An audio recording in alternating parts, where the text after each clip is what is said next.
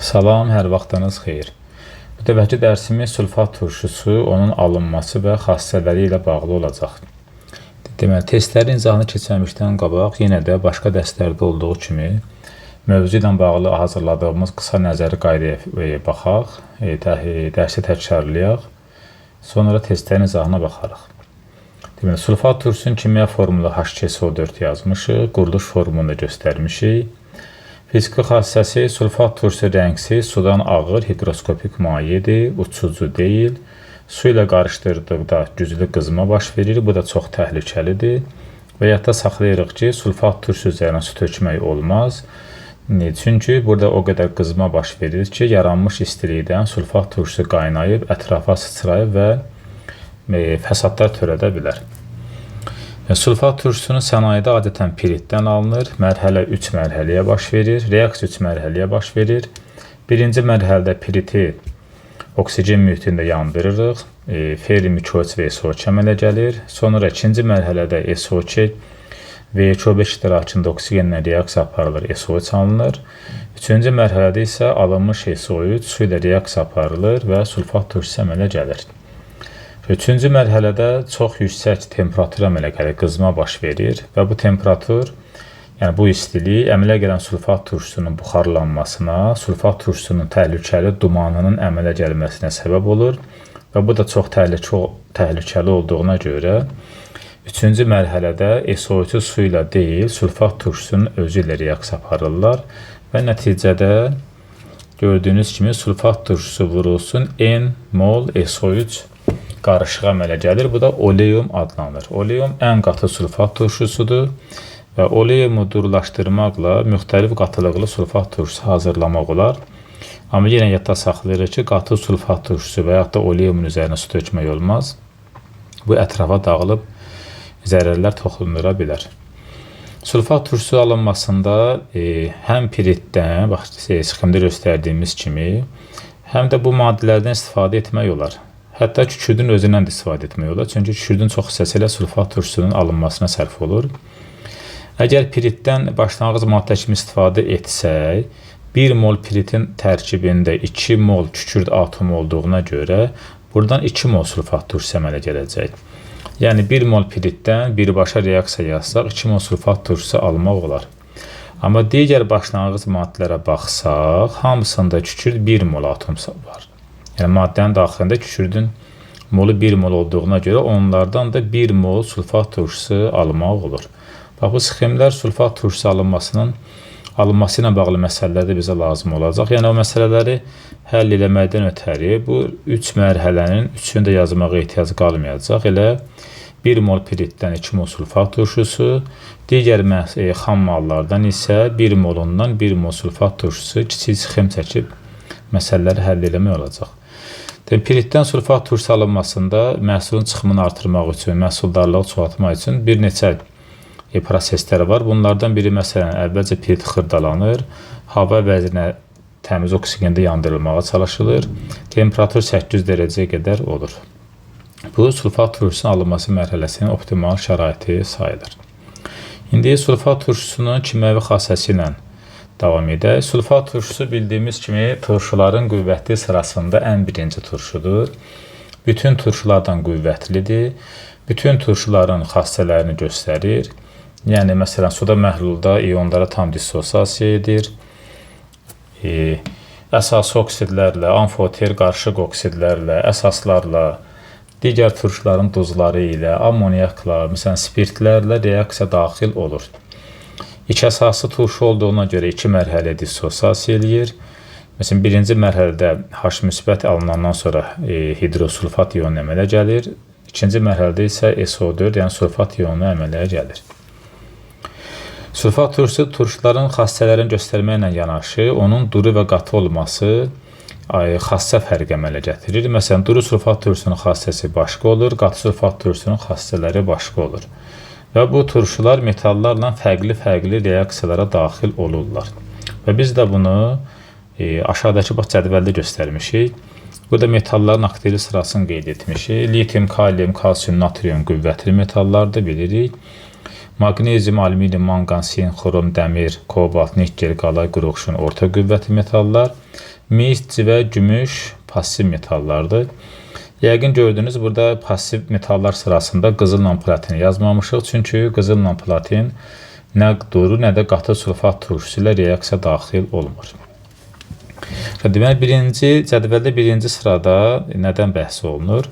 Görürsünüz ki, hidrogenə qədərki metalların duru sulfat turşusu ilə reaksiya məhsulunu göstərmişik. Buradan duz və H2 əmələ gəlir. Yəni, hidrogenə qədərki metallar duru sulfatla reaksiya daxil olanda turşunun tərkibindən hidrogen çıxarır və turşu qalanla birləşib duza çevrilir. Misal üçün, natrium üstəgəlinin bax göstərmişik, duru sulfat turşusu alınır, natrium SO4 üstəgəlinin H2. Bir yanda misal orta qüvvətli metallardan gətirmişik, maqnezium üstəgəli SO4, sulfat turşusunun durusu olub maqnezium SO4 üstəgəlinin H2.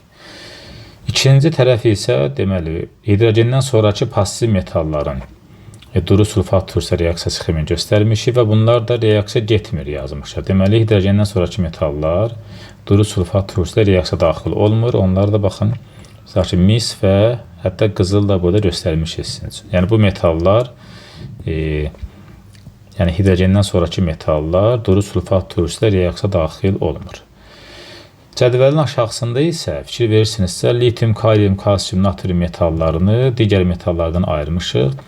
Bunlar qüvvətli metallardır. Qüvvətli metallar qatı sulfat turşusu ilə reaksiya daxil olanda duz, su və H2 əmələ gəlir. Buna da misal, məsələn, üçüncüdə göstərmişik, yəqin baxırsınız. Məsələn, burada göstərmişik ki, digərlərini silə qarışıqlıq yaratmasın. Deməli, natrium və ya kalsium qüvvətli metallardır. Qatı sulfat turşusu ilə reaksiya daxil olanda duz, su və H2 əmələ gətirir. Məsələn, burada natrium yazmışıq, amma bu natrium yerinə kaliumu və litiumu da qoya bilərik. Çünki hər biri bir valentlidir, eyni məhsullar yaranacaq. Bir də kalsium əlavə eləmişik. Kalsium yerində barium da ola bilər. O da kalsium qədər aktiv metaldır. Hətta ondan da aktivdir. Həmin bir kalsium və ya barium olarsa belə yenə duz, su və H2 əmələ gələcək. Deməli, qüvvətli metallar qatı sulfat turşusu ilə H2S qazı əmələ gətirir. Bax, vacib məhsul bax budur. H2S qazı əmələ gətirilir qüvvətli metallar. Və aşağılar, bu reaksiya üçün yadda saxlayacağınız, gələcəkdə bizə rast gələn məsələləri daha tez həll edə biləcəyimiz bir şey var. Nədir o? Baxın. Deməli, qüvvətli metalın reaksiya girdiyi sulfat turşusu burada 5 moldur. Əmələ gələn H2S isə 1 moldur. Bu sulfat turşusunda bilirsiniz ki, S müsbət 6 oksidləşmə dərəcəsi göstərir. H2S isə S mənfi 2 oksidləşmə dərəcəsi göstərir. Yəni, bax, bunları ayıraq buradan. Yəni, qatı sulfat turşusunun qüvvətli metallarla reaksiyasında reduksiya məhsulu H2S-dir. Reduksiya, yəni dərəcənin azalması. Eynən reaksiya kalsiyuma da aiddir. Yəni, burada kalsiyum qatı sulfatla reaksiya daxil olanda müsbət 6 oksidləşmə dərəcəsindən, yəni də mənfi 2 oksidləşmə dərəcəsinə gəlib. Və testlərdə bizdən soruşurlar ki, məsələn, bu reaksiyada sulfat turşusunun neçə faizi reduksiya olunub və neçə faizi duzun alınmasına sərf olub. Açıq aydın görsənir ki, bax, bunları indi buradan sildim. Sulfat turşusu burada 5 moldur. 5 molun 4 molu duzun alınmasına sərf olub, bu edir 80%. 1 molu da reduksiya olunub, bu da olacaq 20%. Eyni reaksiya kalsiyuma da aid, yəni ekvivalentli qüvvətli metallara da aiddir. 5 mol sulfat turşusu reaksiya daxil olanda onun 4 molu duzun alınmasına sərf olur, 1 molu isə reduksiya olunur. Bax, gələcək testlərin içərisində bunlar bizə rast gələcək. Bu oldu qüvvətli metalların qatı sulfat turşusu ilə reaksiyası. Dördüncüdə isə yəqin baxırsınız uşaqlar, orta qüvvətli və mis, civə, bir də gümüş passiv metallarını bura qatmışıq. Bu metalların, yəni orta qüvvətli və mis, civə, gümüş metallarının qatı sulfat turşusu ilə reaksiya sxemini göstərmişik. Yenə duzla su alınacaq qüvvətli metallarda olduğu kimi, amma əlavə olaraq bir SO2 əmələ gələcək. Bunda misallarda qeyd eləmişik burada. Məsələn, götürmüşük bir dəfə maqnezium. Maqnezium orta qüvvətli metallar təmsil edən mənada yazmışıq. Alınıb maqnezium SO4, su və SO2. Bir dəfə də misi, yəni passiv metallar götürmüşük. Burada da alınır Kuprum SO4, su və SO2. Yəni hər birində SO2 əmələ gəlir. Yəni biz burada maqnezium və misin yerinə alüminiumu da, manqanı da, xromu da, sinki də və yaxud da civəni də, gümüşü də yazsaq, hər birində duz, su və SO2 əmələ gələcək. Və burada bir qeyd əlavə eləmişik uşaqlar, ona da bir fikir verək. Artıq şeylər silək burada mane olmasınlar. Qeyddə nə yazmışıq? Orta qüvvətli və passiv metalların, passiv metallardan elə mist və gümüşü buraya aid eləmişik. Çünki qızılı platin getmirdi reaksiya. 1 molu qatı sulfat turşusu ilə reaksiya daxil olanda valentliklərinin yarısına bərabər miqdarda SO2 əmələ gətirilir. Baxın, mis 2 valentli metaldır. Qatı sulfat turşusu ilə reaksiyada olur 1 mol SO2. Dəmir isə qatı sulfat turşusunda 3 valentli olacaq. Bunu bundan sonra qeyd edəcəm. Və 1,5 mol SO2 əmələ gətirir. Məsələn, biz alüminium qoyasaq həmin o metalın yerinə. Alüminium 3 valentli metaldır. Bu da nə əmələ gətirəcəyəndə 1,5 mol SO2. Yəni, deməyimiz odur ki, uşaqlar, orta qüvvətli və passiv metallar, bax, çıxımda gördüyünüz metallardan gedir söhbət. Qırmızı və yaşlı rəngdə yazmışıq. Bu metalların qatı sulfat turşusu reaksiyasında əmələ gələn SO2-nin əmsalı metalın, tutaq ki, valentliyi A-dırsa, metalın valentinin yarısına bərabər miqdarda SO2 əmələ gətirəcək. 2 valentli olsa 1 mol əmələ gətirəcək, 3 valentli olsa 1,5 mol SO2 yaradacaq. Və bu yenə bu qısa sxemdən istifadə eləməklə bəzi məsələləri çox asan həllə, yolla, zaman itirmədən həll edəcəksiniz. Bax, bu qədər misallar yazdıq, uşaqlar, reaksiyalar göstərdik, sizə reaksiyalar yazdıq. Bu reaksiyaların hamısında, bunları sildik.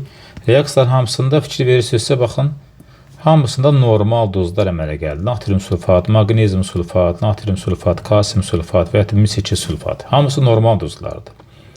Yalnız plumbum qatı sulfat turşusu reaksiya daxil olanda turş duz əmələ gətirir. Hansı reaksiya doğrudur, doğrudur misallarında bax bu dəstə rast gələcək, gözünüzdən qaçmasın. Deməli, plumbum qatı sulfat turşusu reaksiya daxil olanda turş duz əmələ gətirir. Sonra alüminium, xrom, dəmir, nikkel. Bu 4 metal soyuq qatı sulfat turşusu reaksiya daxil olmur. Bu metallar soyuq qatı sulfat turşusunda passivləşirlər. Yəni reaksiya getmirlər. 7-ci qayda dəmir və xrom metalına aiddir. Dəmir və xrom metalları duru sulfat turşusunda reaksiya daxil olanda dəmir də 2 valentli olur, xrom da 2 valentli olur. Amma qatı sulfat turşusu reaksiya daxil olanda isə həm dəmir, həm də xrom 3 valentli olur. Bax, bunu yaxşı-yaxşı yadda saxlayın. Deməli, dəmir duruda, xrom və duruda 2 valentli olur. Ferrium SO4 və ya da xrom SO4 əmələ gətirir. Amma turşu qatı olarsa, dəmirin də, xromun da valentliyi 3 olacaq və belə bir birləşmə dəmir 3 sulfat və ya da xrom 3 sulfat əmələ gətirəcəklər. Sonra maqnezium, sink metalları ilə bağlı da qayda düzəltmişik, təyin etmişik. Yəni, nədir bu qayda? Bu maqnezium, sink metalları sulfat turşusunun qatılığından asılı olaraq müxtəlif məhsullar əmələ gətirə bilirlər. Məsələn, bildiyimiz kimi turşu duru olsa H2 əmələ gələcək. Maqnezium orta qüvvətli metaldır, qatı ilə SO2 əmələ gətirirdi. Nisbətən duru ilə S əmələ gətirir. Daha çox duru sulfat turşusunu isə H2S əmələ gətirəcək. Davam edirik. Gəlib çatdıq deməli qatı sulfat turşusunun karbohidratlarla reaksiyasına. Qatı sulfat turşusu karbohidratları biz sizdən keçmişik üzvü kimi də artıq onların qaydalarını da paylaşmışıq, testlərini də paylaşmışıq. Qatı sulfat turşusu karbohidratları kömürləşdirir. Şimdi nə deməkdir bu? Bir də izah eləyək. Karbohidratların formullarını CN, H2O, M kimi göstərmək olur. Qatı sulfat turşusu da su çəkici maddə olduğuna görə buradakı gördüyümüz suyu birləşdirir özünə. Yerdə nə qalır? CN, yəni karbon qalır. Karbon da ağacın kömürün tərkibidir və karbohidrat nədir buradan? Bax, kömürləşir. Sonra qatı sulfat turşusu bəzi qeyri-metallarla da reaksiya daxil olur. Bu qeyri-metallarda məsələn karbonla kükürt ən çox rast gələnlidir. Bunlar da özlərini, deməli, daha doğrusu bu karbonla kükürdün reaksiyasından CO2, SO2 su əmələ gələcək. Kükürdün də qatı sulfat reaksiyasından SO2 və su əmələ gələcək. Bu karbonla da kükürdün özləri necə aparmağını demək istəyirdim. Yuxarıda qeyd etmişdik ki, bax burada Metallar qatı sulfat turşusu ilə reaksiya daxil olanda 1 mol metal söhbət gedir orta qüvvətli və passiv metallardan. Qatı sulfat turşusu ilə reaksiya girəndə 1 mol metal valentinin yarısına bərabər miqdarda SO2 ayırır. Bu eyni qayda bax karbonla kükürdə də aiddir. Karbonun valentliyi 4-dür. 2 mol SO2 əmələ gətirir. S-in də buradakı valentliyi 4 olur. Bu da üzr istəyirəm bağışlayın. Valentliyi 6 olur. Ən böyük valentliyi 6-dır. Bu da 3 mol SO2 əmələ gətirir. Demək, karbonun 1 molundan 2 mol, kükürdün də 1 molundan 3 mol SO2 əmələ gəlir. Sonuncu qaydamız, daha doğrusu sonuncu deməyək, sulfat turşusunun reaksiya getmədiyi maddələr, məsələn, yazmışıq qızıl, platin, silisium, silisium O2, H2O2, N2, xlor 2, CO2. Bax, bunlar sulfat turşusuna reaksiya daxil olmur. Qayda testlərdə test-testidən soruşulan bir şey var. Məsələn, reaksiya verilir. Sağında reaksiya məhsullarının bir hissəsi verilir, bir hissəsi verilmir və soruşur ki, hansı reaksiyada turşu qatıdır, hansında durudur. Yadda saxlayacağımız şey nədir? Əgər reaksiyanın sağında H2 alınıbsa, ferrium SO4 və xrom SO4 alınıbsa, bu turşu duru sayılır, duru olacaq. H2O alınırsa, H2S alınırsa, SO2, dəmir və xrom 3 valentli duzları alınıbsa, turşu burada qatı olacaq. Bunlarla da biz tanış olacaq, rastlaşacaq testlərin içərisində. Sonra tətbiqi sulfat turşusundan harada istifadə olunur? Sulfat turşusu dediyimiz kimi ən qüvvətli turşu olduğuna görə digər turşuların alınmasında, sonra qazların qurudulmasında, hansı ki, sulfat turşusu ilə reaksiya girməyən qazları qurutmaq olur. H2O2, N2, xlor 2, CO2 qazlarını. Amma amoniyakı və amoniyakın törəmələri olan aminləri qurutmaq olmaz. Çünki bunlar qatı sulfat turşusu ilə reaksiya daxil olurlar. Qatısı ilə də gedir, durusu ilə də gedir, fərqi yoxdur. Amma yenə qurutmaq olmur. Hansı qaz sulfat turşusu ilə reaksiya getmirsə, onları qurutmaq olar. Sulfat turşusu ilə reaksiya gedən qazları qurutmaq olmaz. Məsələn, amoniyak sulfat turşusu ilə 1-1 nisbətində reaksiya girsə, turş duz əmələ gətirir, ammonium hidrosulfat. 2-1 nisbətində reaksiya girsələr isə normal duz əmələ gətirir. SO4 iyonun təyininə baxırıq. SO4 iyonu bildiyimiz kimi barium 2 müsbət kationu ilə çöküntü əmələ gətirir, ağ rəngli. Amma SO4 bariumdan başqa kalsiumdur, plumumdur, strontiumdur, argentin kationları da SO4-dən ağ rəngli çöküntü əmələ gətirir. Sonra yadda saxlayacağımız başqa bir şey, sulfat turşusu danışdıqca su çəkici maddədir. Su çəkici maddə olduğundan ağzı kip bağlı qablarda saxlanılır. Ağız açıq qabda saxlandıqda isə havadan özünə su buxarı çəkib kütləsini artırır. Sonra bu qazların qurudulması məsələsi necədir? Onu da bir sxem çəkim sizin üçün. Fərz eləyin ki, bizə belə bir qab verilir. Bax, burada yeri var. Qabın içərisində sulfat turşusu var. H2SO4 qatı sulfat turşusu və bura boru ilə hər hansı qazlar göndərilir. Məsələn, qazın biri CO2 qazıdır, digəri də NH3 qazıdır. Və bunlar NH3 yazmayaq, çünki yaxşı yaza qaz heç nə olmaz. Bu qazları sulfat turşusu məhluluna göndərdikdə, qatı sulfat turşusu məhluluna, ammoniyak sulfat turşusuna reaksiya daxil olur deyək. Məsələn, əmələ gətirir NH4, 2SO4, bu qalır qabda. Yəni məhlulda qalır. Amma karbon qazı sulfat turşusuna reaksiya daxil olmur deyə qaba daxil olduğu kimi də çıxır gedir buradan. Əgər bu qarışığın içərisində su buxarı falan varsa, o su sulfat turşusu tərəfindən tutulur, udulur və qaz burada qurumuş hala gəlib çatır. Amma hansı qazı quruda bilirik? Suda həll olmayan qazları. Sonra burada bir şey də şöyle izah edeyim. Yəni yəqin ki lazım olacaq testlərin içərisində. Bax, burada danışdıq ki bunları buradan götürüm. Danışdıq ki, qüvvətli metalları qatı sulfat turşusuyla reaksiya aparanda, bax, təkrar bir də deyirəm, 5 mol turşunun 4 molu duzun alınmasına sərf olur, yəni 80%. 1 mol isə reduksiya olunur, yəni 20%. Bu elə kalsiyuma da aiddir. Yenə 5 moldan 4 mol duz əmələ gəlib, 1 mol reduksiya olunur. Amma orta qüvvətli passiv metallara gələndə isə, baxın uşaqlar, maqnezium sulfat turşusuna reaksiya daxil olur. Neçə mol turşu var burada? 2 mol. 2 mol turşunun 1 molu duzun tərkibindədir, 1 molda reduksiya olunur. Deməli, orta passiv misə də aid təmin qayda. Yenə 2 mol turşu var burada. 2 mol turşunun 1 mol duzun alınmasına sərf olur. 1 molda reduksiya olunur.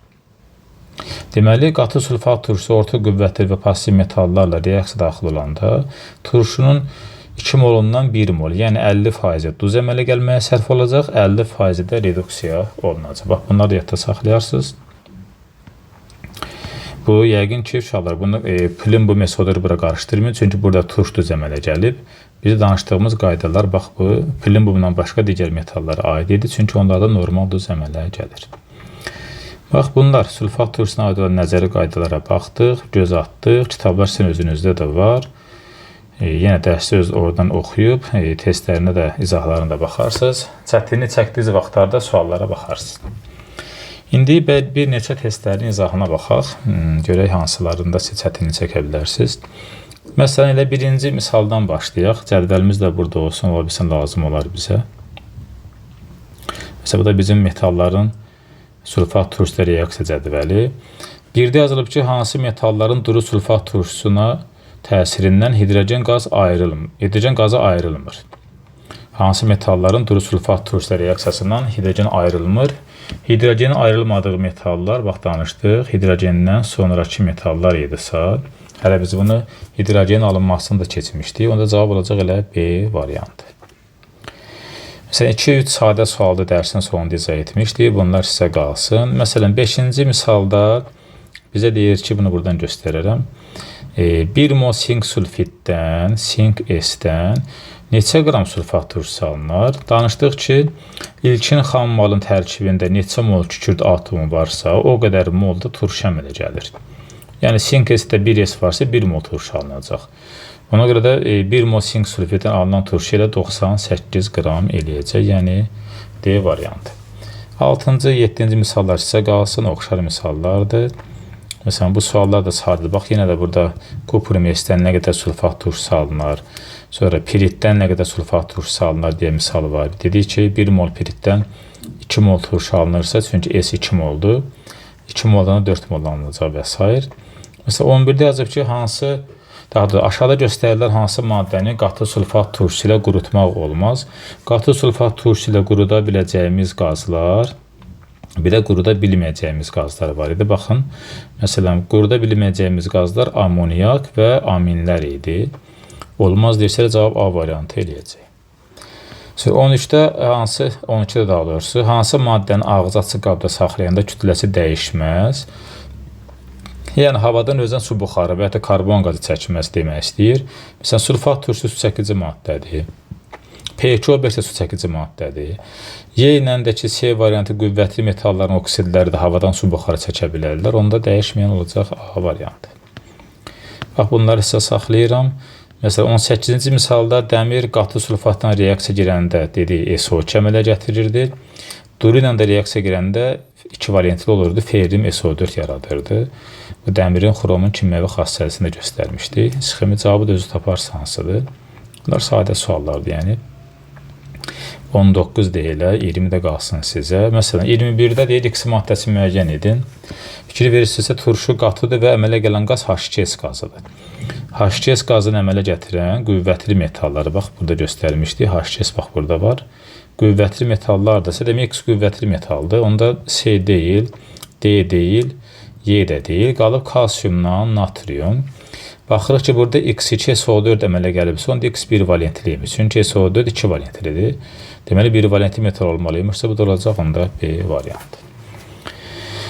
Məsələn, 23-cü misalda oleum özünə 1 mol su əlavə olunub, təzədən 1 mol da su əlavə olunub və 3 mol sulfat turşusu əmələ gəlib.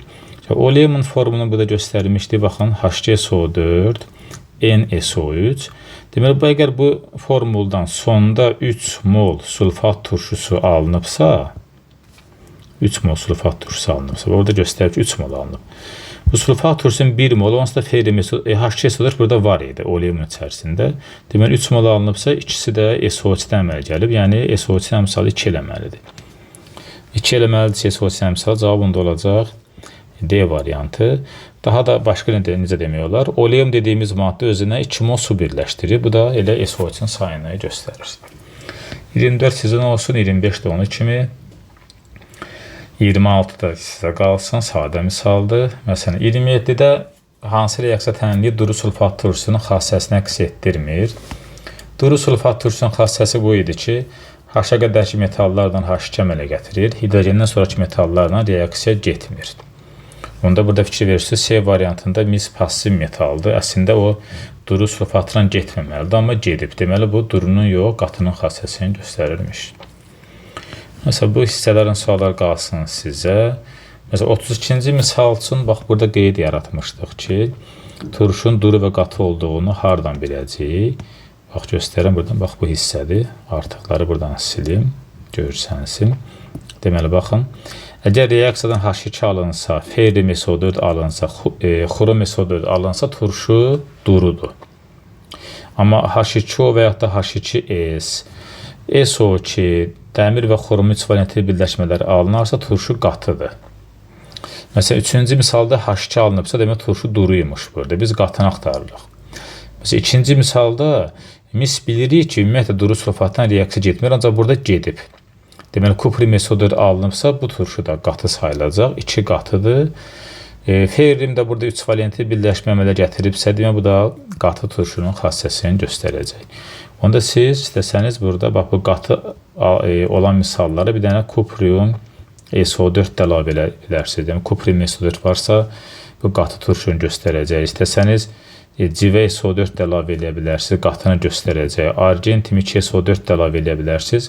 Bu duzlar yalnız turşu qatı olanda əmələ gəlir. 33 sizə qalsın. Eyni bax, bu suallar da ona aid qalsın, bunlar hamısı sizə. Məsələn, 36-da hansı maddələr sulfat turşusu ilə reaksiya daxil olur yazılıb. Sulfat turşusu silisium O2 ilə getmir, CO2 ilə getmir, silisiumla getmir, azotla getmirsə qalır onda B variantı. Bunlar nəzəri qaydalardır. Baxın, burada göstərmişik.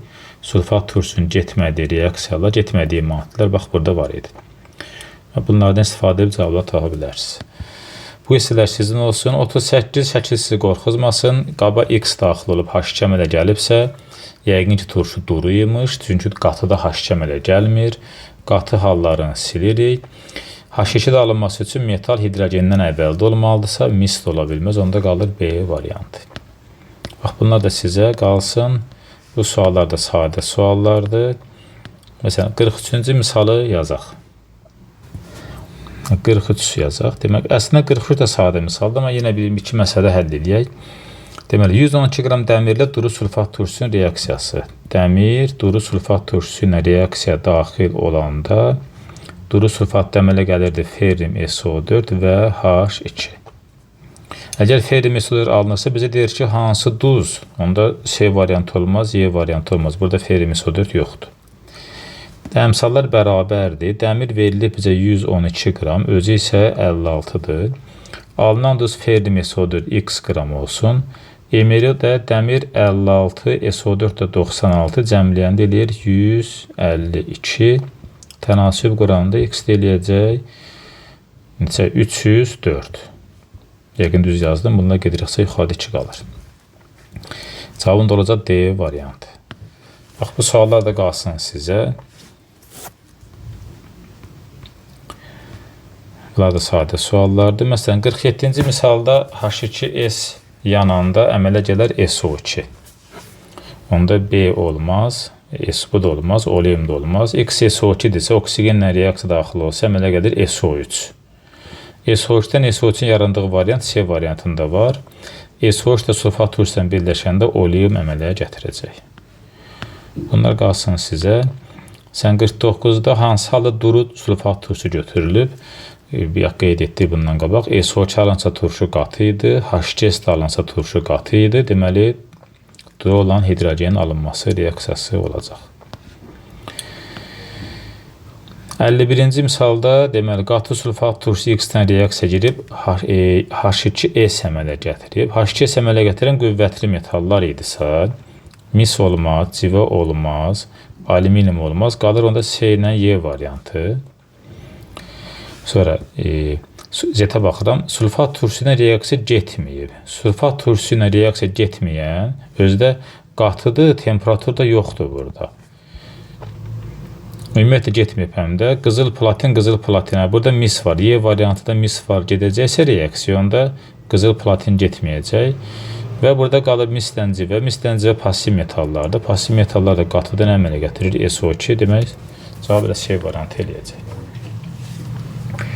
52-də Glauber duzunu bilirdik formulunu. Glauber duzunun formulu natrium 2SO4 vurulsun 10 H2O idisə, onda burada X natriumdur. Natrium qüvvətli metaldır. Qatı sulfat turşusu ilə H2S əmələ gətirməlidir. Bunlar sizə qalsın. 55-ci misaldan yazaq. Deməli 55. Tərkibində 10% qarışıq olan 600 kiloqram pirit. 10% qarışıq varsa, deməli 90% pirit var içərisində. Yəni piritin faizi oldu 90.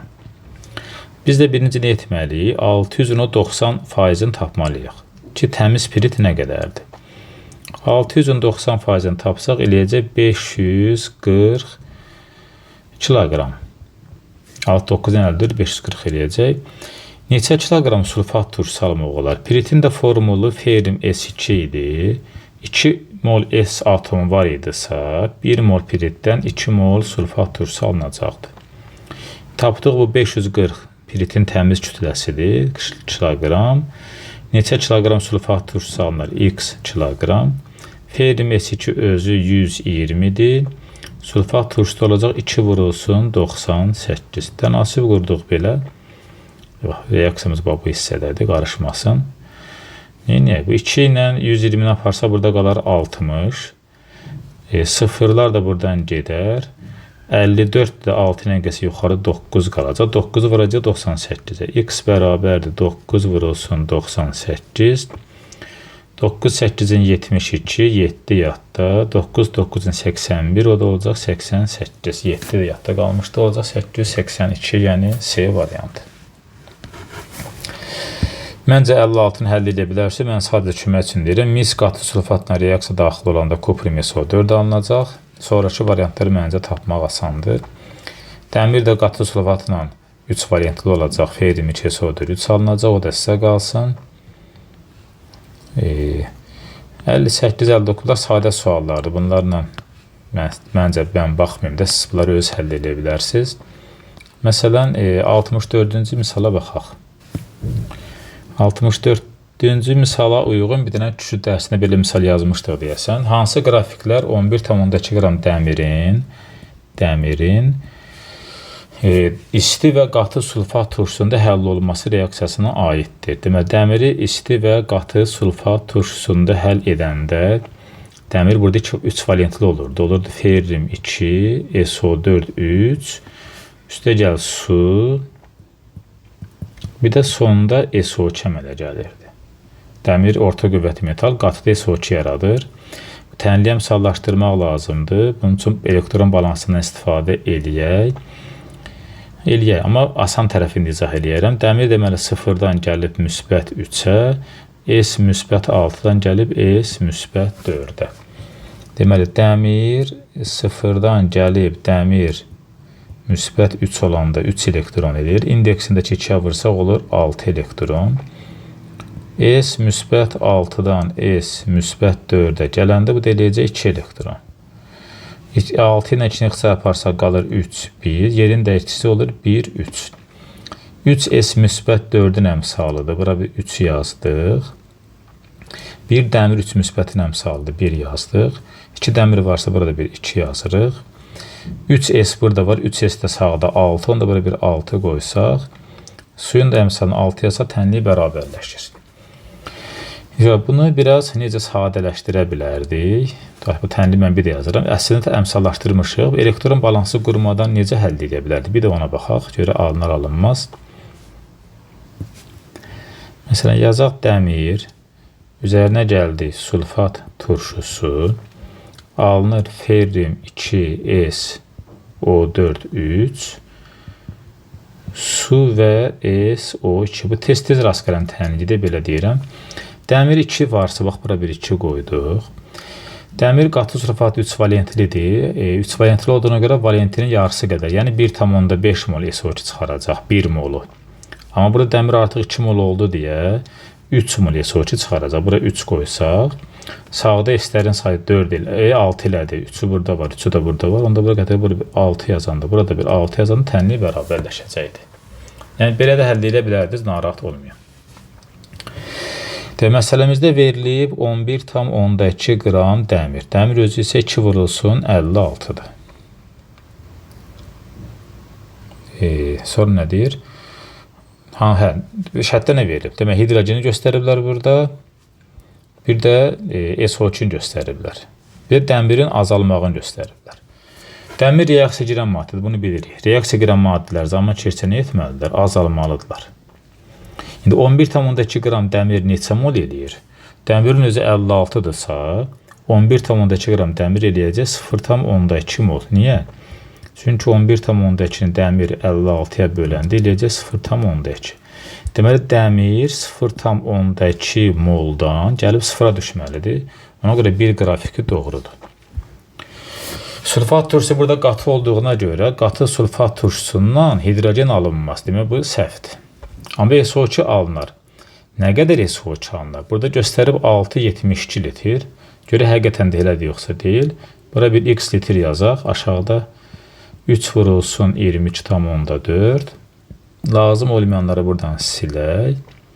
Və tənasib quraq. 2 vur 56'dan 3 vur 22,4 alınıbsa, bunu da buradan silməliydik. 11,2'dən də x alınır. Onda x nəyə bərabər olacaq? X bərabərdir. Bunlar getsə aşağıda qalır 10 ya da yuxarıda qalır 0,1. 3 vuranda 22,4 edir 67,2.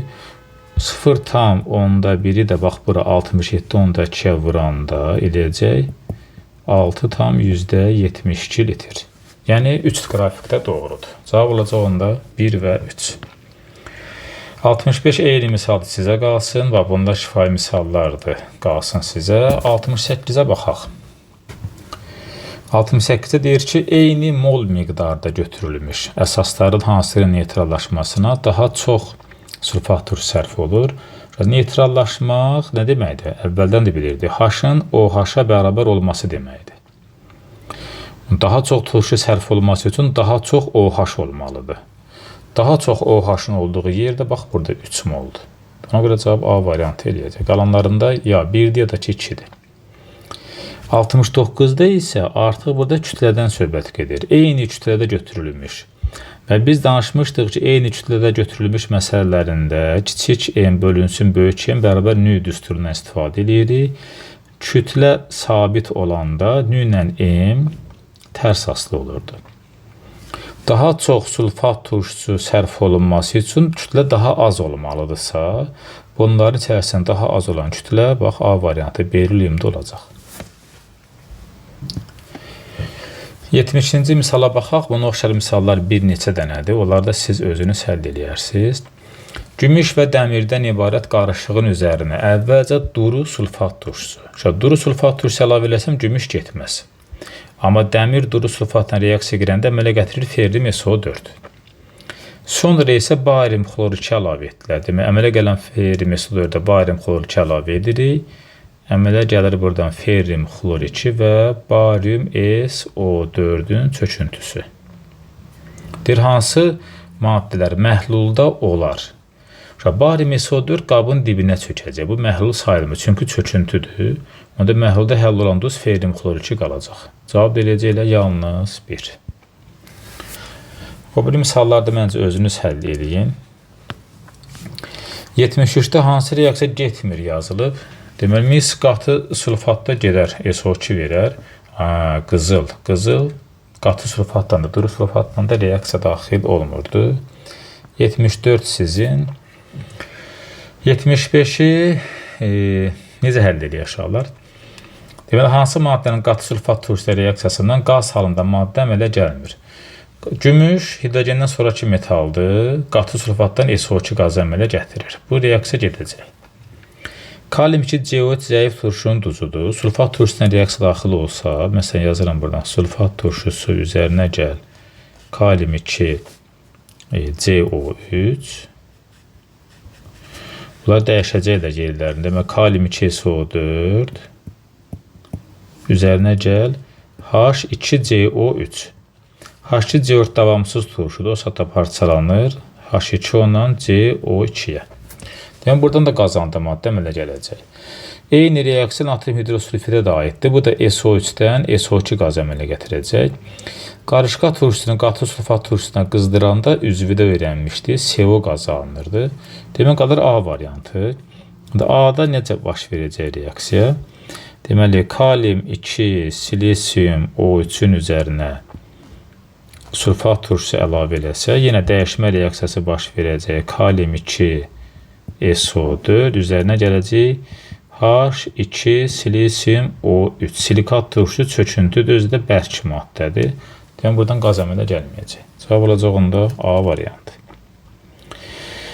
Məncə 76-77 sizə qalsın, sxemdə bunlar var. 78-dən hidrogen dərsindən çox yazmışıq, o da sizə qalsın.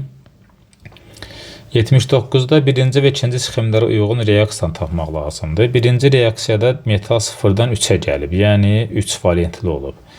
2-də amma 0-dan 2-yə gəlib, yəni 2 valentli olub metal. Dəmir duru sulfatlı 2 valentlidir, bunu bilirdik. Bu onda 2-yə aid olacaq. Xrom qatıda 3 valentli olurdu. Xrom duruda burada 2 valentlidir. Mis onsu da S-dən 2 valentlidir. Feriumdakı qatı sulfatından 3 valentlidir. Biz birinci 3 valentləri axtarırıqsa, 3 valentlilər hansılar oldu?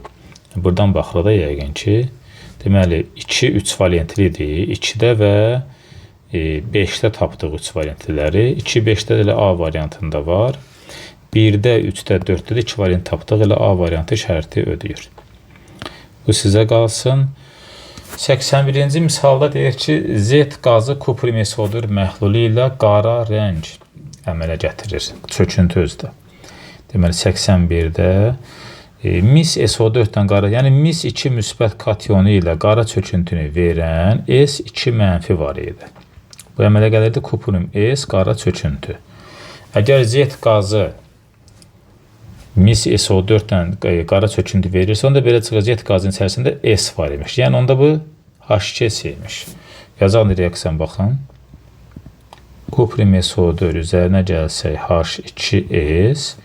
Burada alınacaq kuprim S-in qara çöküntüsü və sulfat turşusu. Bu reaksiyada sulfat turşusu alındı. Güya ki, H2S sulfat turşusunu sıxışdırdı, çıxartdı. Bu işin belə getməsinə səbəb qara çöküntünün, bu çöküntünün yaranmasıdır. Bu çöküntü turşuda həll olmur, suda həll olmur deyə reaksiya axıra qədər gedir. Və buradan H2S-i əmələ gətirən X metalı bildik ki, qüvvətli metaldır. Qüvvətli, yazanda qeyri-metal oxşayacaq bu, yazıq aktiv metal, hə. Aktiv metal olmalıdır bu X. Aktiv metal olmalıdırsa, mis olmaz, natrium kalsiyumlar olar. Amma natrium duruda H2 verir. Bizə Z qazı H2S olmalıydı. Onda bu da olmayacaqsa, qalır onda burada B variantı.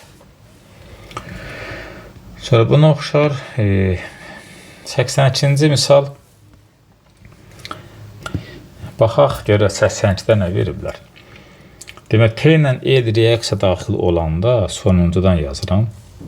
T üzərinə el gələndə elib S və su. Kürd və suyun alınması reaksiyası belə bir reaksiya var idi. H2 sütə gəlinsin SO2, əmələ gəlirdi S və su. Deməli, bu qazlardan biri H2S, biri SO2 ola bilər. İndi fikir verirsinizsə, Y-də burada 3 valentli yaran. Görürsünüz, 3 valentli metal qüvvətli metal deyil. Bax, nə demək istəyirəm uşaqlar? Bu H2S hansı metallar əmələ gətirir? Aktiv metallar. SO2 hansı metallar əmələ gətirir? Orta və passivlər. Orta aktiv və passiv metallarda SO2 əmələ gətirir. Yəni, aktiv metalların içərisində 3 valentli metal yoxdur. Ona görə belə çıxır ki, bu 3 valentli olan Y orta qüvvətli metaldır. Ya da ki, passivdə 3 valentlisi yoxdur, orta qüvvətli metaldır. Hə? Yəni, bu 3 valentli metal axtarsaq buradan Y-ə, dəmir ola bilər, xrom ola bilər, dəmir də ola bilər. Amma əgər bu dəmirdirsə, el nə olmalıdır burada? Bax, Z hər ikisində vardı ya, Z burada sudur. Çünki orta qüvvətlidə, passivdə, qüvvətlidə eyni yaratdığı maddə su idi axırda. Z sudursa, Z'li bir şey də yoxdur burada. Onda LSO2-dir. Çünki orta qüvvətli metal dəmir, SO2 əmələ gətirməlidir. Əgər dəmirdirsə, bu SO2 ola bilər, doğru. Dəmirdirsə, amma H2S ola bilməz. Deməli, 3 olmayacaq burada. Xromdursa, SO2 ola bilər, düzdür. Dəmir də olsa SO2 ola bilər. Və kalsiyumda, natriumda olanda H2S əmələ gələ bilər. Amma qalır burada elementin valentliyi. Burada X2SO4'də X-in valentliyi 1'dir. Onda kalsiyum 2 valentli metal olduğuna görə bu da olmayacaq. Yerdə qalacaq yalnız 2. Və 83 sizin olsun. 84'də nə deyir? Deməli, dəmir reaksiya girib X qazı əmələ gətirib. Natrium Y qazı əmələ gətirib. Kalsiyumda T qazı. Amma turşların duru qatı olduğundan xəbərimiz yoxdur. Y oksigenlə reaksiya girib. Bax, bu Y bu qazdır. Natrium qüvvətli metal. Bax, bunu bilirik. 84. Natrium qüvvətli metaldır. Duru sulfatla reaksiya girsə, H2 əmələ gətirər qaz olaraq. Qatı ilə reaksiya girsə, H2S əmələ gətirər. İndi aşağıda Y maddəsini yandırıblar. 2 maddə əmələ gəlib. X-dan T maddəsi. Əgər Y maddəsi hidrogendirsə, hidrogeni yandırsaq nə əmələ gələcək? Su. Amma burada bir maddə yarandı. Amma H2S-i yandırsa, burada SO2 və su əmələ gələcək. Deməli, burada 2 maddə yarandı, sonda belə çıxır ki, Y maddəsi hidrogen deyilmiş, hansıymış? H2S-ymiş. Bax, buraya yazdım Y. Y-i yandıranda X-dan T əmələ gəlib. X dəmir olan qabdan çıxan qazdır.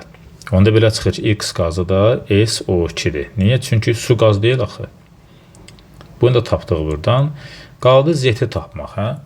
Z oksigen, uşaqlar fikir verin. Əgər Y üstə gəlinsin oksigen, X plus T-də SO2X-dırsa, onda su da olacaq T.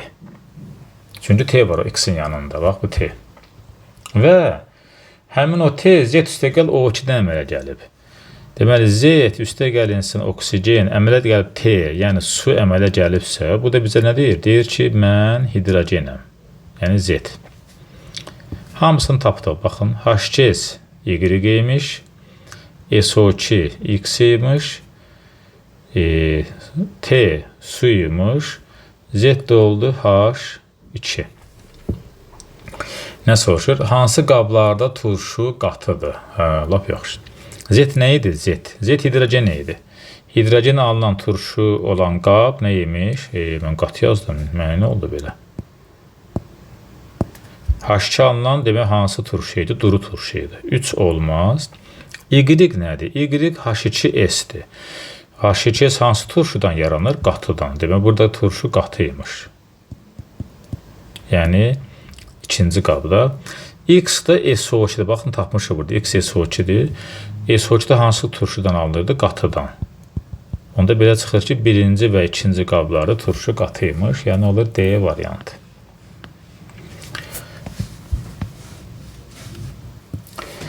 85-dən davam edək. 85. Sxemlər verilib. Mən maddələr yazmayacağım. Ancaq əsas maddə olan sink S yazacağım. Buradan SO2 əmələ gəlib.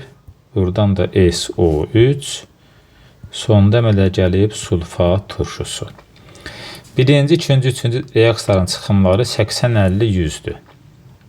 Birinci reaksiyanın çıxımı 80. Yaxşı, gəlin bunu başqa rəngdə yazım. Birinci reaksiyanın çıxımı 80%'dir. İkinci reaksiyanın çıxımı 50%'dir. Üçüncü reaksiyanın çıxımı da 100%'dir. 3 dənə mərhələmiz var. Biz bu mərhələlərin çıxımlarını nə edə bilərik uşaqlar? Bir yerə sığa bilərik. Yəni birbaşa da yaza bilərik. Bunu 85 yuxarıda yazın. Birinci tapırıq 80-50%. Neçə eləyər? 80-50% edir 40. Demək, bu oldu 40%'li mərhələ.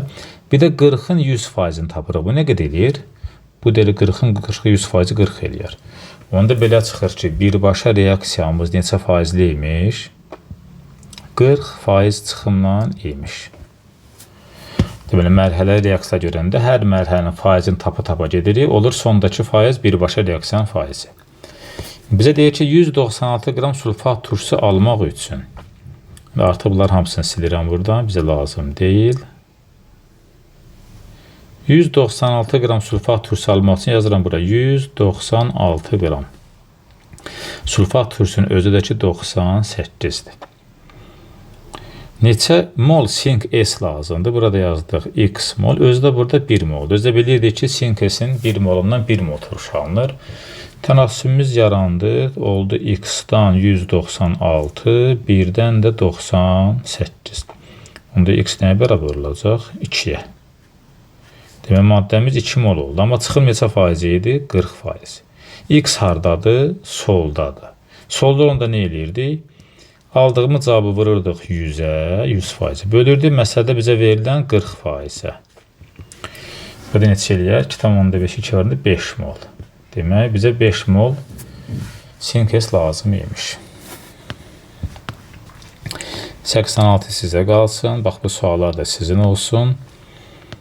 Məsələn, 90-cı misala baxa bilərik. Maqnezium və dəmirdən ibarət qarışığın üzərinə maqnezium və dəmir üzərinə əvvəlcə isti qatı sulfat turşusu əlavə elədik. Maqnezium isti qatı sulfatla reaksiya daxil olacaq maqnezium SO4. Dəmir isti qatı sulfatla reaksiya daxil olanda edir ferrium 2 SO4 3. Yəni 3 valentli olur. Sonra isə artıqlaması ilə götürülmüş barium hidroksid əlavə etdik. Yəni bax bunların üzərinə. Burada barium hidroksid əlavə etmişik. Buna da barium hidroksid əlavə etmişik. Hansı maddələr çökər? Hansı maddə çökəcək? Buradan görsənir. Baxın, uşaqlar. Barium SO4 çöküntü verəcək. Buradan da barium SO4 çöküntü verəcək. Deməli, ikinci maddə çökəcək. Misalımızda dəmir 3 valentlidir. Amma 1-də dəmir 2 valentli göstərilir. Bu yaranmayacaq. Dəmir 3 valentli olduğuna görə də OH-a birləşəndə əmələ gələn çöküntü olacaq ferrium OH3. Bu 4 çöküntü kimi ola bilər. Burada isə maqnezium 2 valentlidir bilirik. OH-a birləşsə, OH da 1 valentlidir. Əmələ gələr maqnezium OH2. Bu da çöküntüdür. Suda həll olunmayan əsasdır. Maqnezium OH2 də ola bilər. Amma burada bir problem var. Problem nədir? Ferrium OH3, bax ferrium OH3 amfoter hidroksiddir. Amfoter hidroksiddirsə, bizə deyir ki, artıqlaması ilə götürülmüş barium hidroksid əlavə olunub. Barium hidroksidi qələvi olduğuna görə, artıq da verildiyinə görə, həmin o ferrium OH3 amfoter əsas olduğuna görə, artıq qalan barium hidroksidlə reaksiya daxil ola bilər. Və bu da həll olub gedər. Doğru cavab məncə 3 olmalıdır. Variantlarda nə verirsə siz özünüzə baxarsınız. 91-ci misala baxırıq. Maqnezium və dəmirdən ibarət qarışıq üzərinə, demək 91. Maqnezium və dəmirdən ibarət qarışıq üzərinə duru sulfat turşusu əlavə etdilər. Onda burada əmələ gələn duz olacaq maqnezium SO4. Sonrasını yazmıram. Sonrasına ehtiyac yoxdur. Yəni, şərt ilə qurulub. Dəmir duru sulfatla da reaksiya girəndə ferrium SO4 eləyirdi. 2 valentli olurdu yəni. Sonra isə reaksiyanın məhsuluna artıqlaması götürülmüş barium hidroksid məhlulu əlavə edilərsə, yəni bax bunların üzərinə barium hidroksid əlavə olunarsa. Barium hidroksid də bura əlavə eləsək, bunun üzərinə barium hidroksid əlavə eləsək, soruşur hansı maddələr çökəcək. Dəmir burada 2 valentlidir. Onda çökən əsas olacaq ferrium OH2. Yəni dəmirdən OH birləşib çökəcək. Bariumdan da SO4 birləşib çökəcək. Üstə gəlinsin, elə barium SO4 də çöküntüdür. Hər ikisi çöküntüdür bunların. Demək 4 də çökəcək. Heç barium SO4 yoxdur amma. Yuxarıdakı misal deyilsə, yenə barium SO4 çöküntü verəcək, bu yoxdur. Maqnezium da OH-dan birləşəcək, olacaq maqnezium OH2, bu da çöküntüdür. Deyəm, bu da çökəcəksə, cavab olacaq onda 1 və 4. Yine burada şöyle bir şey izah edeyim. Yəqin ki, bəlkə də fikrinizdə var ki, müəllim, bu niyə belə oldu? Nə demək istəyirəm? Deməli, magnezium, burada duru sulfat turşusu. Heç bir şeye ehtiyac qalmadı. Hərdim qatı sulfat turşusudur. Durudursa ziyanı yoxdur. Yəni bir şeye ehtiyac qalmadı. Çünki magnezium SO4 plus H2 alınır burada. O da uçub çıxır gedir. Dəmirdən də H2 alınır, uçub çıxır gedir. Yəni qələvəyə ehtiyacı qalmayacaq. Doğru. Mən ağlımda qatı turşu tutmuşdum ki, oradan SO2 alınır. SO2 barium hidroksiddən barium SO3 çöküntüsü verər falan, amma H2 qazıymış, duru turşuymuş. Belə 91 cavab oldu 1 ilə 4. 92, 93 məncə orada kalsiumdursa H2S qazı verəcək. Onu tapmaq asandır, sizə qalsın. 94 qatı sulfat turşusu hansı maddələrin qarşılıqlı təsirdə olanda turşu müəyyən, 94 nədir uşaqlar? Baxaq indi o 94-də. Deyir ki, qatı sulfat turşusu hansı maddələrlə qarşılıqlı təsirdə olan zaman reaksiyaya sərf olan turşunun müəyyən hissəsi reduksiyaya uğrayır. Bunun üçün bir dənə qaydaya qaydaq. Belə qaydanı gətirdik, yəni də görüntülü formaya. Qayda qaytarmağımızda, qayıtmaqda məqsədimiz nədir? Kitabdan ise göstərirəm ki, siz də istifadə edə bilin kitabınızdan. Turşunun müəyyən hissəsi reduksiyaya uğrayırsa, bu nə deməkdir? Yəni, turşunun müəyyən hissəsi reduksiya olunursa, müəyyən hissəsi də başqa bir şeyə sərf olur. Məsələn, duzun alınmasına. Bizdə hansı turşu? Qatı turşu. Baxın, qatı turşunun natriumdan reaksiyasına. Neçə mol turşu var burada? Turşu 5 moldur. Bu rəng yaxşı olmadı. Deməli, bax, turşu burada 5 moldur. Bu 5 mol turşunun 4 molu duzun alınmasına sərf olub, 1 molu reduksiya olunub. Yəni, müəyyən hissəsi reduksiya olunub bu deməkdir. Yəni, turşu reaksiya daxil olsun nə ilənsə, metalla və ya qeyri-metaldan, o turşu 2 hissəyə bölünsün. Baxın, uşaqlar, yəni də belə göstərim. Turşun tərkibindəki kükürt həm duzun tərkibinə gəlib, həm də qazın tərkibinə gəlib. Artıq burada müəyyən hissə duza çevrilib, müəyyən hissəsə də reduksiya olunub. Yəni, sağda tərkibində kükürt olan 2 fərqli maddə alınmalıdır bu şərt ödəmək üçün. Bu natriumdan ödəyir bunu. Düz. Gəlin misə də baxalım. Baxın, mis. Yenə sulfat turşusunun bir hissəsi duz əmələ gətirib, bir hissəsi SO2 olub, reduksiya olunub.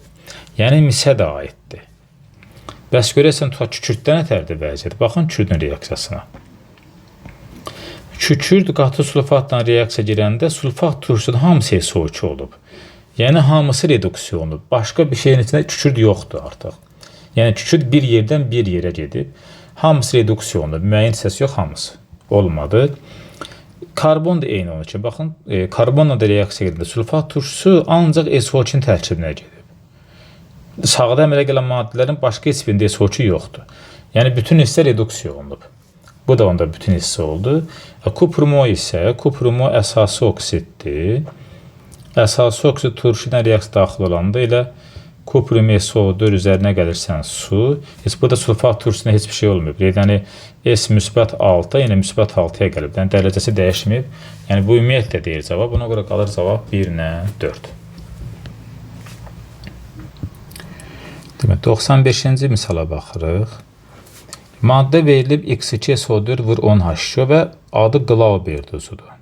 Dərsin gedişatına bayaq danışdıq ki, Glauber duzu natrium 2SO4 vurulsun 10H2O idi. Yəni, X metalı burada natriumdur. İndi həmin o X metalını qatı sulfatdan reaksiya aparıblar, yəni natriumu. Natriumun üzərinə qatı sulfat turşusu əlavə edəndə nə əmələ gələcək? Natrium 2SO4 su və H2S. Bizim özüm reduksiya məhsulunu ən axırda yazıram ki, daha açıq aydın görsəniz. Tənliyimiz budur. Nə deyir, nə doğrudur? Yadınıza gəlirsə, qaydanın içində danışdıq ki, qüvvətli metallar qatı sulfat turşusuyla reaksiya daxil olanda turşunun 20% reduksiya olunur. Gəlin bir də ora baxaq, qaydarıq. Baxın, gətirdim həmin o qüvvətli metalların reaksiyasını. Qüvvətli metal natrium sulfat turşusuna reaksiya daxil olanda nə əmələ gəlib? 5 mol turşudan 4 molu duz əmələ gətirib, 1 molu reduksiya olunub. 5 moldan 1 mol, yəni 1 bölünsün 5, vur 100 neçə faiz eləyəcək? 20%. Deməli, qüvvətli metalların qatı sulfat turşusu reaksiyasında reduksiya olunan 20% turşudur. Duzun yaranmasına sərf olan isə 80%dir. Ona görə burada birinci misalın cavabını tapmaq üçün heç tənliyə misallaşdırmaya da ehtiyac qalmır. Qüvvətli metaldırsa demək neçə faiz eləyəcəklər? 20% eləyəcək, 1 doğru olacaq. Deməli, yəni qayıtdıq reaksiyamıza, 1 doğru oldu. Reaksiya tənliyində lax yumurtaya verən qaz alınır. Bəli, H2S lax yumurtaya verən qazdır. Bu da doğrudur. X elementi gümüş deyil, səhvdir. 3 səhvdir. Kaliumdur, bu da səhvdir. Çünki natrium idi. Natriumdursa natrium 2SO4, bax bu formül yəni. Suda həll olur. Bu doğrudur. 5 doğru, 1 doğru, 2 doğru. Lakmusu qızardır bu duz. Əksində natrium da qüvvətli, SO4 də qüvvətli olduğuna görə indikatora təsir etmir. Yəni lakmus rəngini dəyişmir. Neytral mühit yaradır. Ona görə cavab olacaq 1, 2, 5. Sonra mən bunu niyə getdim, oradan baxdım dedim. Onsuz da izah eləmişdim dərsin gedişatında. Sadəcə siz bu qüvvətli metalı qatı sulfat turşusu ilə aparıb, əmsallaşdırıb cavabı tapana qədər yadda saxlayırıq. Natrium da olsa belədir, kalium da olsa belədir, kalsium da olsa belədir, fərq eləmir. Qüvvətli metallar qatı sulfat turşusu reaksiya edəndə 20% reduksiya baş verir.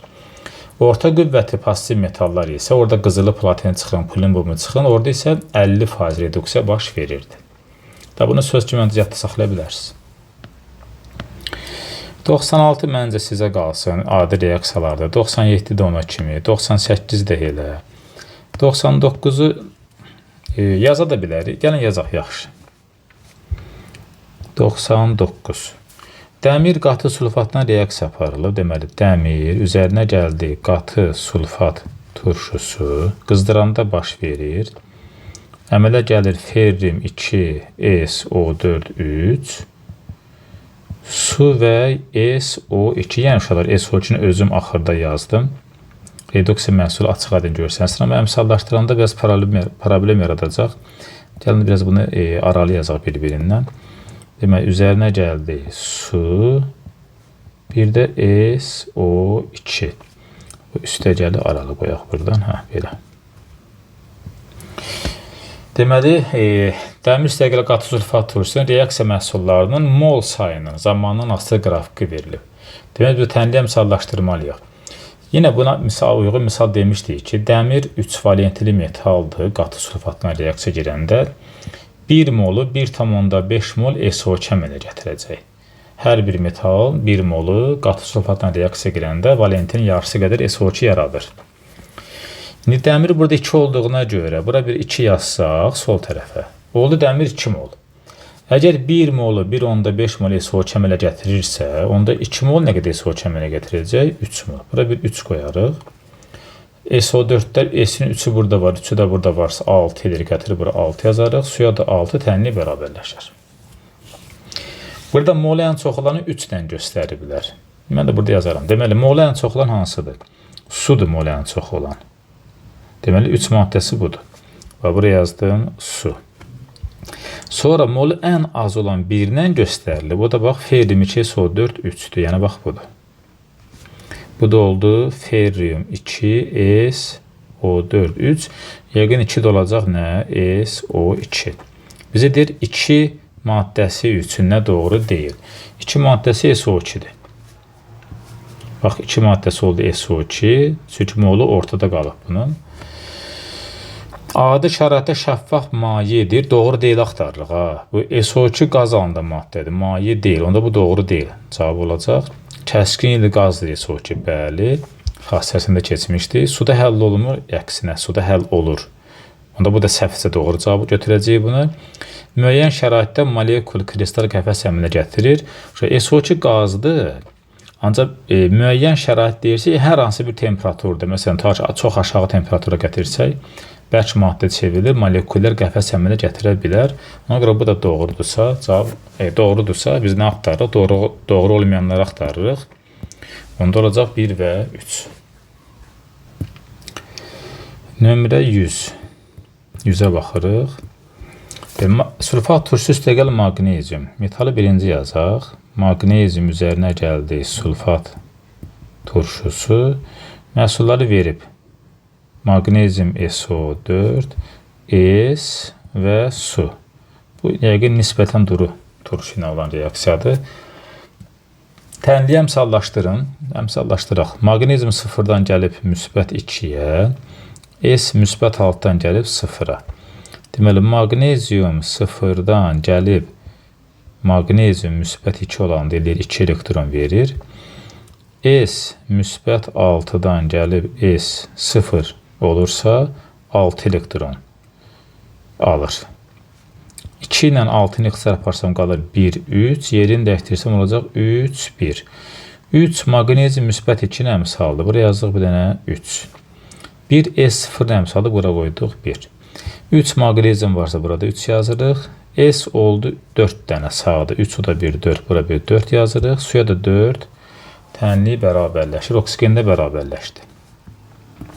Bu hissələri silək. Üstlərini də silək.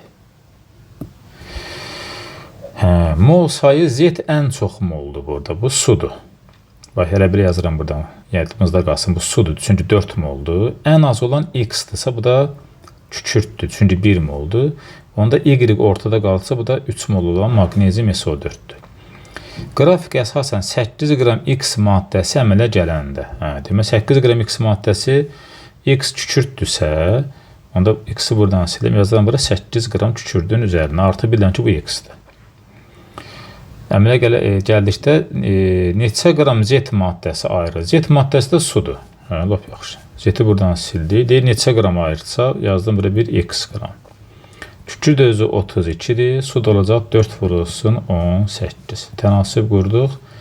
X deyiləcək 18 qram. Bunlar gedər ixtisar. Burada 4 qalar. 4-dən də 4 getdi. Qaldı 18 qram. 101-ci misaldan yazaq. Heç bir şey olmaz. 101.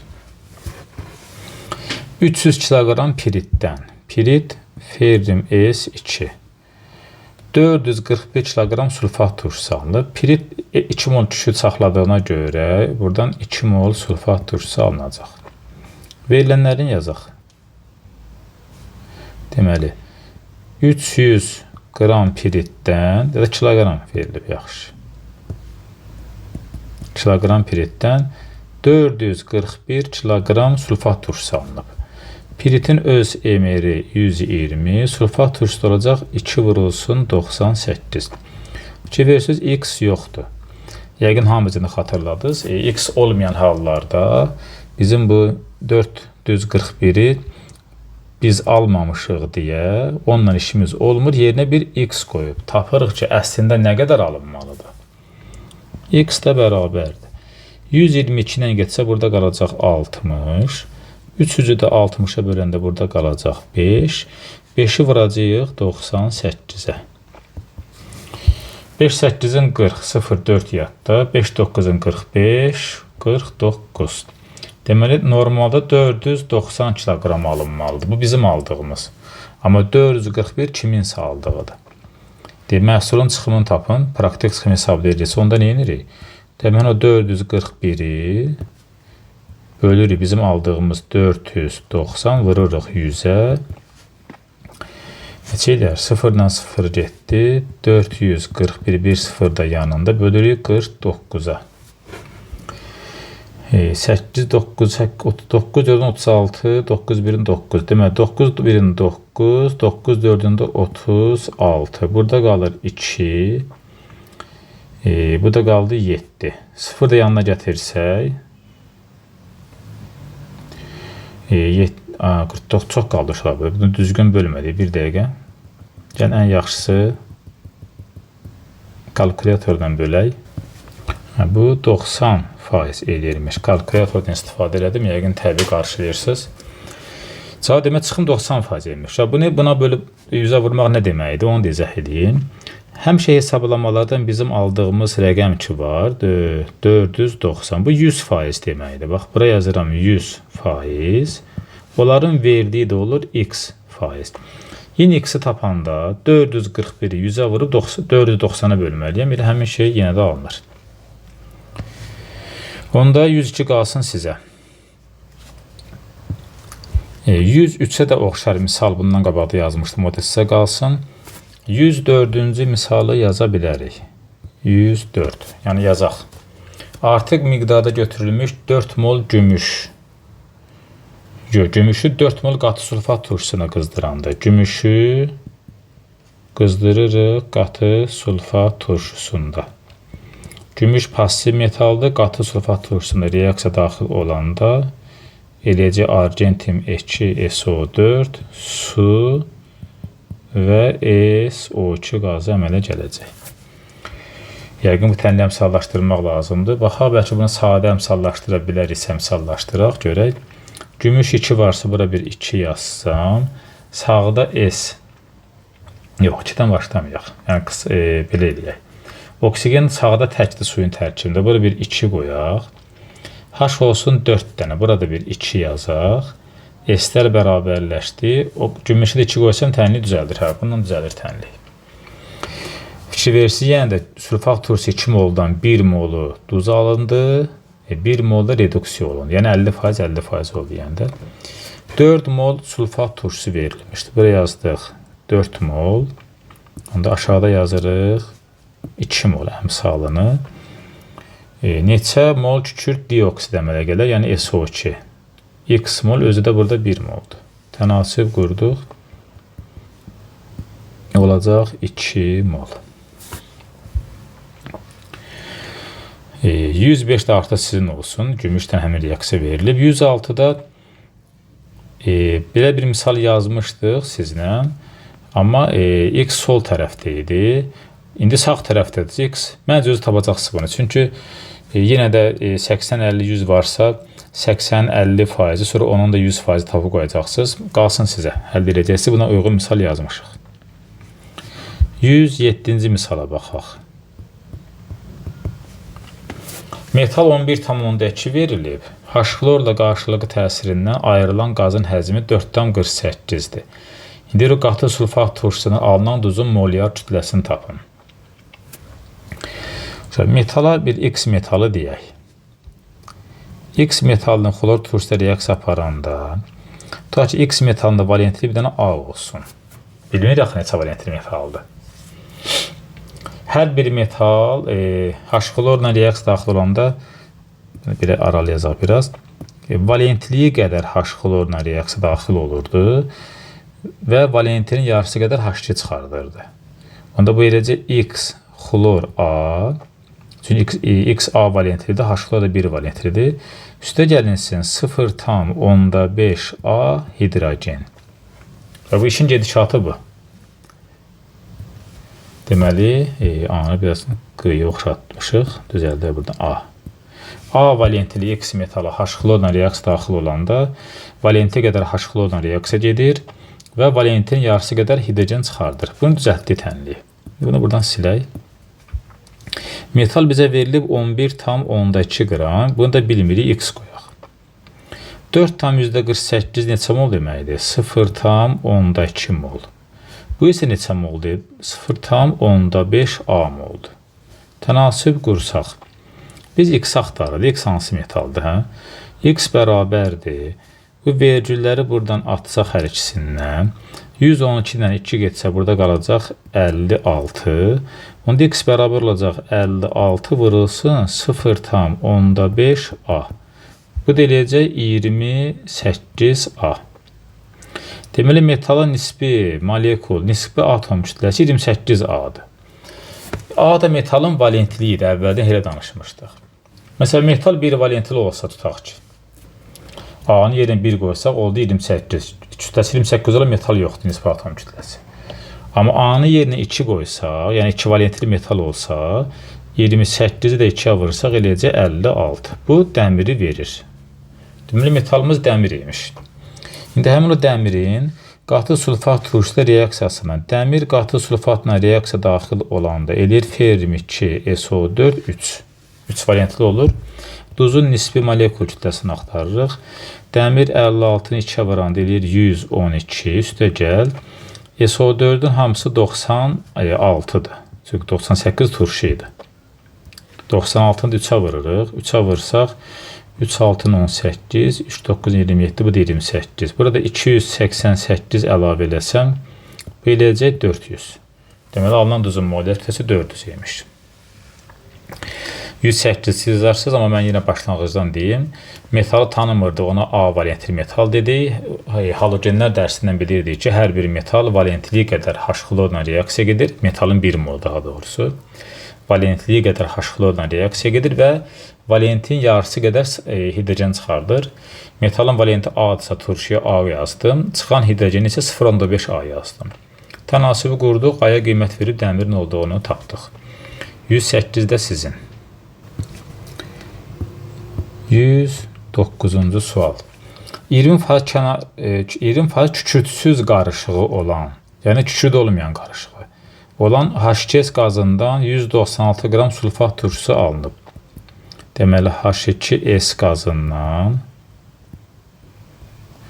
sulfat turşusu alınıb, yəni H2SO4. Burada S1 dənəsi 1 mol turşu alınacaq. 196 qram sulfat turşusu alınıb. Özü isə nə qədərdir? 98-dir. 20% kənar qarışıq var imişsə, belə çıxır ki, H2S orada 80% imiş. Deyir, ilkin qarışığın həcmini tap. İlkin qarışığın həcminə x litr desəm, onun 80% H2S-dirsə, x-in də 80% eləyir 0,8x. Aşağıda litrlə soruşursa yazıram 22,4.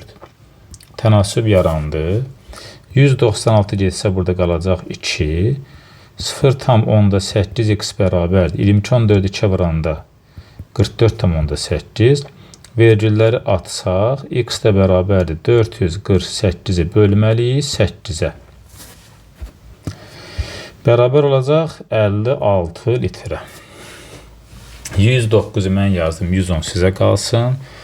Məncə 111-ci misaldan yazmışdıq, dəmirin 3 variantı birləşməsi ilə bağlı, 3 variantlı olur qatı sulfatına. Bunu da sizə saxlayıram.